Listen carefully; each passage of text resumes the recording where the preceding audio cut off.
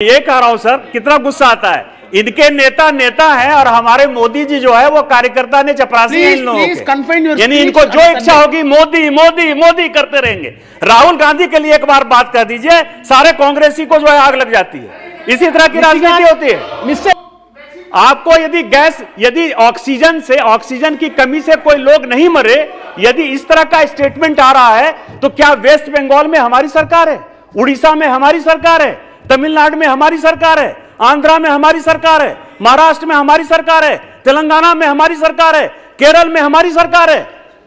हमारे सदन के सांसद हैं राहुल गांधी साहब, कभी वो आलू से सोना निकालते हैं और कभी वो ट्वीट करके कहते हैं 14 अप्रैल 2020 को 14 अप्रैल 2020 को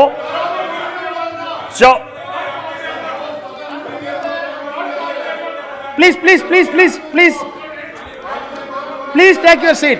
Honorable member, please come to the subject. Confine your speech within the COVID, please. नहीं, मैं ये कह रहा हूं सर कि ये Please sit down. मैं प्रधानमंत्री को पता नहीं है कि घंटी बजाने का क्या मतलब है, ताली बजाने का क्या मतलब है। कोरोना जो है वो दवाई से ही जाएगा, कोरोना परहेज से ही जाएगा। लेकिन उसके पीछे जो उद्देश्य था, उसके ऊपर जो इस अपोजिशन के लोगों ने हंगामा किया, यह बड़ी शर्मनाक हरकत है सर। ताली बजाने का मतलब होता है कि पूरा देश, चाहे किसी भी दल का हो, पार्टी का हो, हिंदू हो, मुसलमान हो, सिख हो, ईसाई हो, वो सभी फ्रंट लाइन वर्कर के साथ है खड़ा और कोरोना के जितने पेशेंट को बचाने के लिए जितनी संवेदना चाहिए वो संवेदना के साथ खड़ा है। तो डेथ सर्टिफिकेट के बारे में भी जानकारी होनी चाहिए। डेथ सर्टिफिकेट और बर्थ सर्टिफिकेट ये पूरी दुनिया जानती है, पूरा देश जानता है सर कि वो स्टेट का काम है, वो म्युनिसिपल कॉर्पोरेशन का काम है, पंचायत का काम है। क्या स्टेट का काम भी मोदी जी ही करेंगे? पंचायत का काम भी मोदी जी ही करेंगे? किस तरह की चर्चा आप कर रहे हो? Nishikant, honorable member, we are discussing a sensitive subject. Don't politicize it, please. Don't politicize it, please. सभापति महोदय, enough. Come to the point, please. सभापति महोदय, मैं ये कह रहा हूं कि ये जो state, please, the entire nation is watching us. We are discussing a very sensible subject. I request the honorable member to confine your speech on the subject, please. ये जो स्वास्थ्य है सभापति महोदय, ये स्वास्थ्य कंप्लीट स्टेट का सब्जेक्ट है। केंद्र सरकार उसको मदद करती है। आज राज्य सरकार, यहां क्या चर्चा हुई कि फोटो यदि आपका छपता है, ये अमोल जी ने कहा, एनसीपी की नेता ने कहा कि फोटो यदि छपता है। धन्यवाद सभापति महोदय। मैं माननीय प्रधानमंत्री जी को, स्पीकर साहब को और माननीय स्वास्थ्य मंत्री जी को धन्यवाद देना चाहता हूं कि उन्होंने कोरोना जैसे सीरियस विषय पर पूरे देश का ध्यान आकृष्ट करने के लिए संसद में इसकी चर्चा प्रारंभ की। मैं अपना भाषण शुरू करने के पहले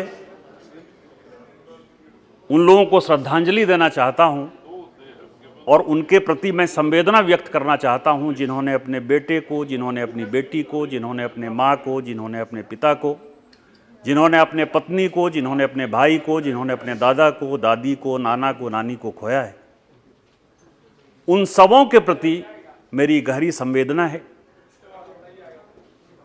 और पूरा देश और खासकर ये संसद उनके इस दुख की घड़ी में उनके साथ खड़ा है। दूसरा, मैं बधाई देना चाहता हूं जितने डॉक्टर हैं, नर्स हैं, आशा वर्कर हैं, सहिया हैं, जितने फ्रंट लाइन वर्कर हैं, जितने संगठन के लोग हैं, सारे पॉलिटिकल पार्टी के जो कार्यकर्ता हैं, जिन्होंने इस घड़ी में अपने जान की नहीं परवाह करके उन्होंने जान बचाने का काम किया।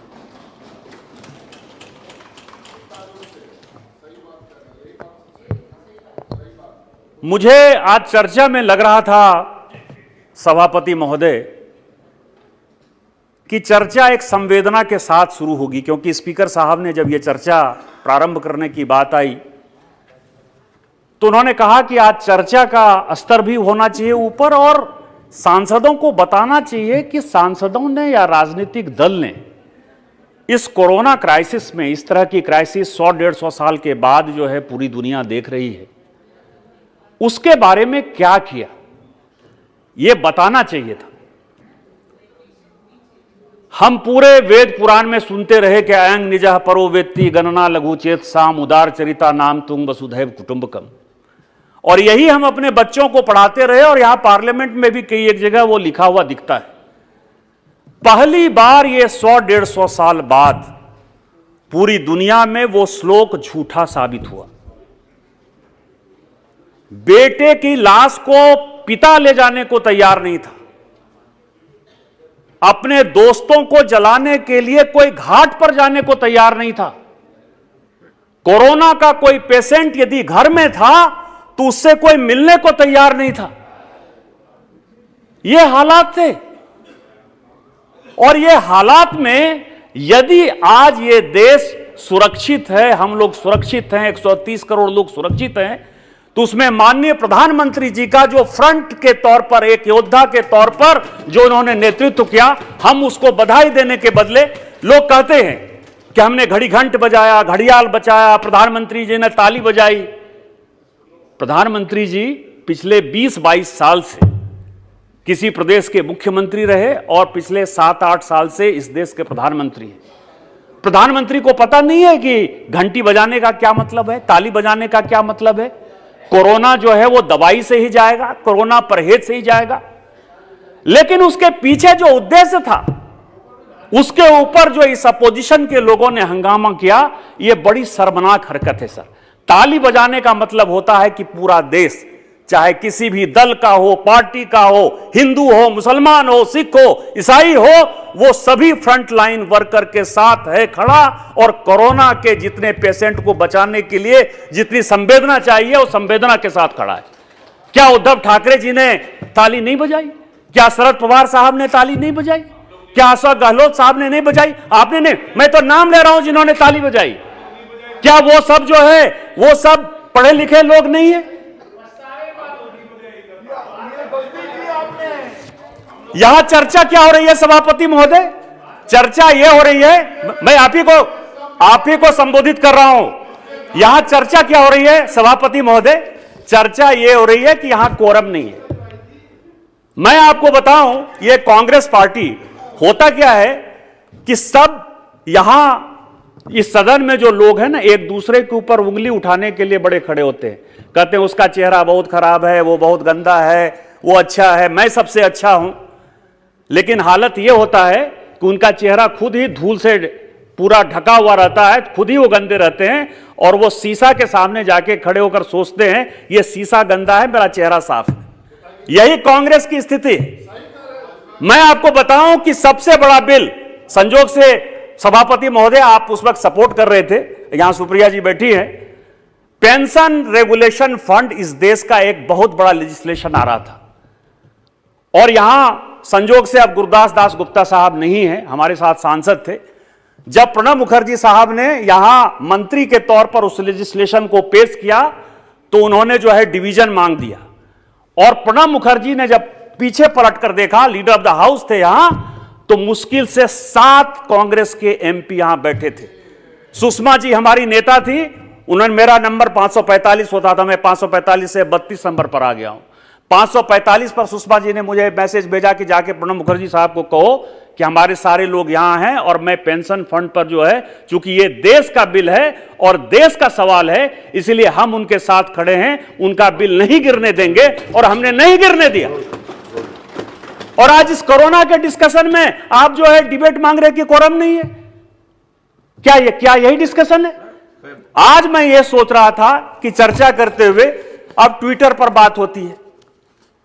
मैं आपको बताऊं कि इनके जो नेता हैं, कांग्रेस के नेता सभापति महोदय, ये बहुत बड़े एस्ट्रोलॉजर हैं और बहुत बड़े वैज्ञानिक हैं।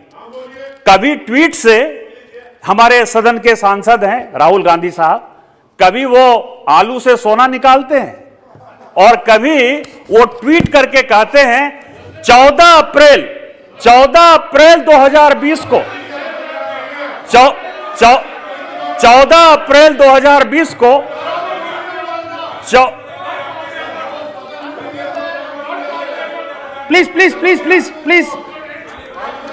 Please take your seat.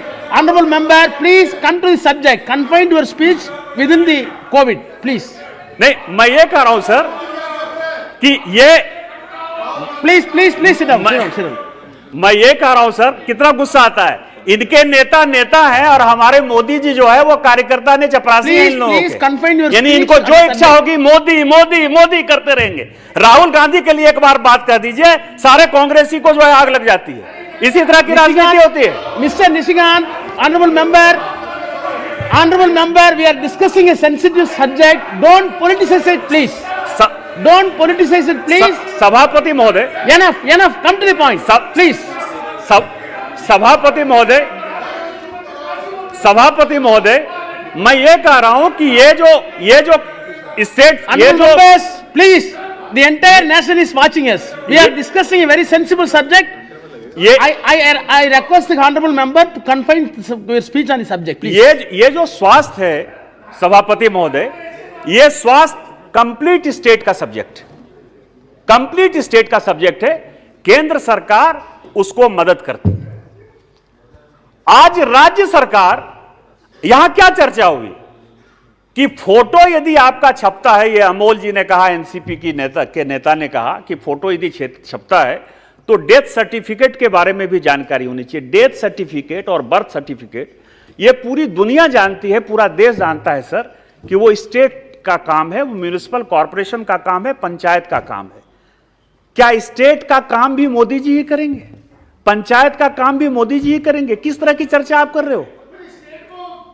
आपको यदि ऑक्सीजन की कमी से कोई लोग नहीं मरे, यदि इस तरह का स्टेटमेंट आ रहा है, तो क्या वेस्ट बंगाल में हमारी सरकार है, उड़ीसा में हमारी सरकार है, तमिलनाडु में हमारी सरकार है, आंध्रा में हमारी सरकार है, महाराष्ट्र में हमारी सरकार है, तेलंगाना में हमारी सरकार है, केरल में हमारी सरकार है? आप अपनी सरकार का डाटा केंद्र को देने को तैयार नहीं होते हो। आप कहते हो कि ऑक्सीजन से कोई मौत नहीं हुआ, आप कहते हो कि हम आप डेथ सर्टिफिकेट नहीं देंगे, कोरोना से डेथ नहीं हुई, और आप उसके बाद कहते हो कि आपने कंपनसेशन क्यों नहीं दिया। मैं केवल यह कह रहा हूं कि केवल डिबेट के लिए डिबेट करने का कोई फायदा नहीं है। आज जो मैं कहना चाहता हूं कि जब यह कोरोना की लड़ाई स्टार्ट हुई और माननीय प्रधानमंत्री जी ने जब इसको नेतृत्व करना स्टार्ट किया, तो जितना मीटिंग उन्होंने किया होगा मुख्यमंत्री के साथ, मंत्री के साथ, अधिकारियों के साथ, मुझे तो याद नहीं है कि पिछले 50-60 साल में किसी प्रधानमंत्री ने किसी विषय पर इतनी मीटिंग की हो। और जब मीटिंग करते हैं तो मैं आपको बताऊं कि मेरे झारखंड के मुख्यमंत्री हेमंत सोरेन कहते हैं कि उन्होंने अपने मन की बात कही थी, हमारे तो दिल की बात ही नहीं सुनी। क्या इस तरह का जो है मुख्यमंत्री और प्रधानमंत्री का संबंध हो सकता है? लेकिन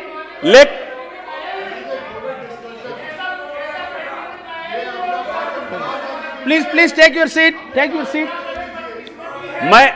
Please address the chair. Please. जब ये कोरोना आया, मैं ये कह रहा हूं कि जो स्पीकर साहब ने कहा, मैं उसी को रिपीट कर रहा हूं।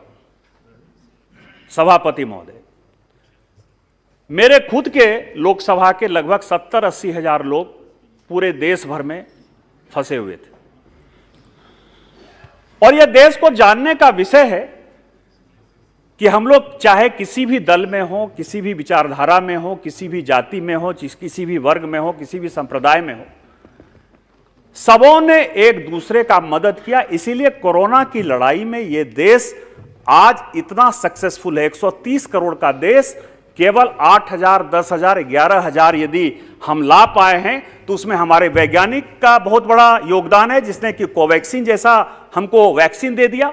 माननीय प्रधानमंत्री जी जिन्होंने कि फ्रंट से लीड किया, और मनसुख भाई मंडाविया जो स्वास्थ्य मंत्री हैं, इन्होंने फर्टिलाइजर, केमिकल और फर्टिलाइजर मंत्री के तौर पर एक बहुत बड़ा योगदान किया।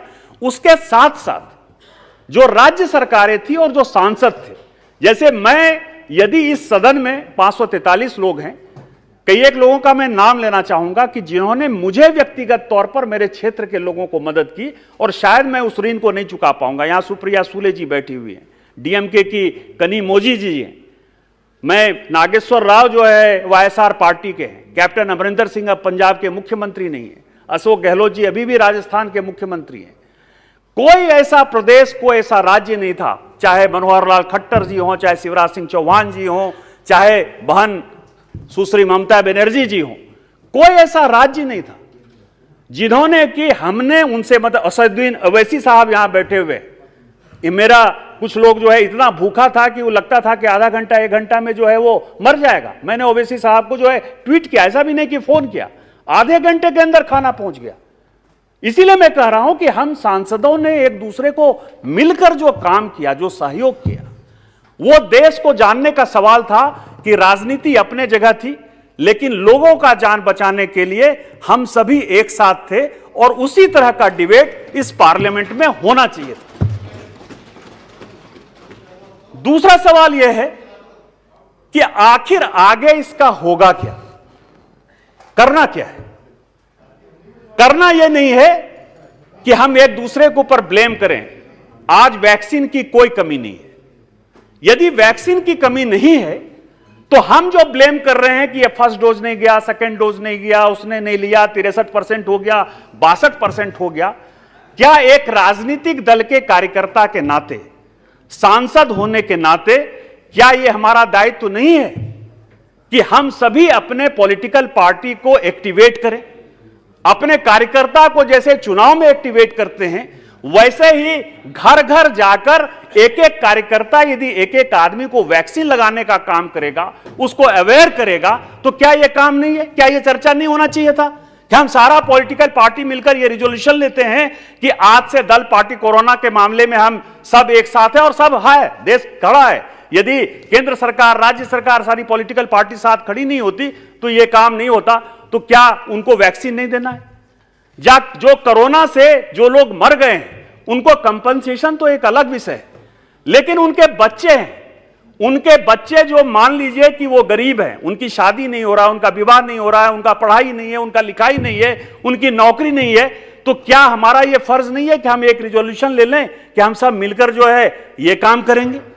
क्या ये काम नहीं है?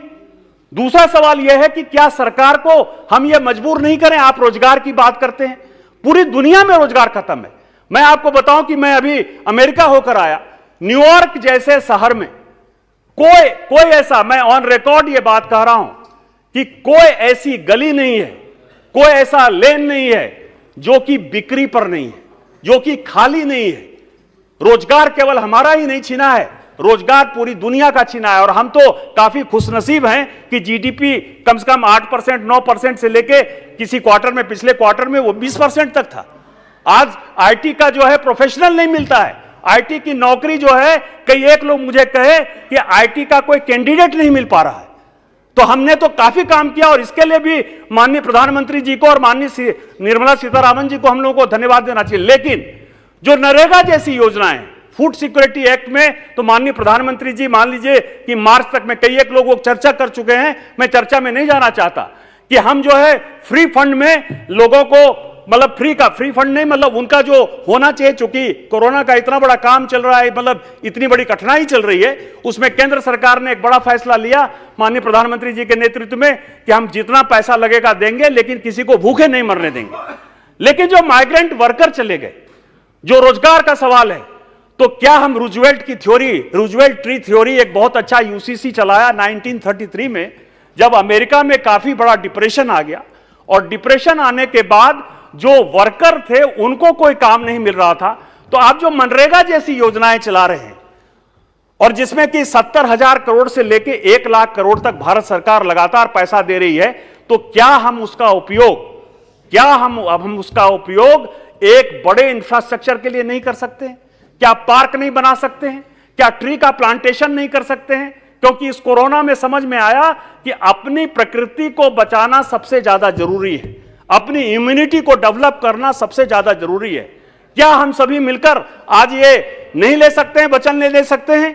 और सारी पॉलिटिकल पार्टी को खड़ा होना चाहिए कि नरेगा का काम जितना था 12 साल 14 साल में हो गया, सबों को पता है कि उसमें करप्शन बहुत ज्यादा है।